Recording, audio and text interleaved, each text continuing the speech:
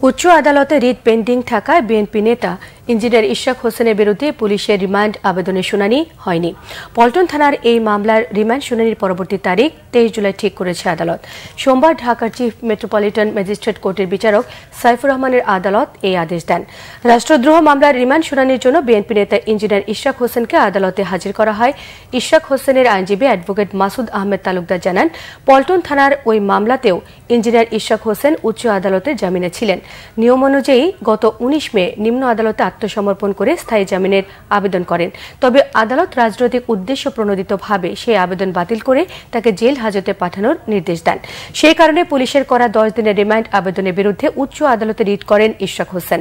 Writ নিষ্পত্তির আগে নিম্ন আদালতে শুনানির বিধান না থাকায় রিমান্ড শুনানির পরবর্তী তারিখ নির্ধারণ করা হয়েছে। এ যাবৎকালে তদন্ত প্রতিবেদন পর্যালোচনা করলে জনাব ইঞ্জিনিয়ার ইশরাক হোসেন সম্পূর্ণ ইনোসেন্ট এই মামলায়। তার বিরুদ্ধে কোনোভাবে এই মামলায় তাকে সম্পৃক্ত করা যায় না। শুধু রাজনৈতিক অসৎ উদ্দেশ্যে তাকে মামলায় সম্পৃক্ত করেছে। তার চাইতেও বড় অসৎ উদ্দেশ্য হলো 10 দিনের রিমান্ড চেয়েছে তাকে।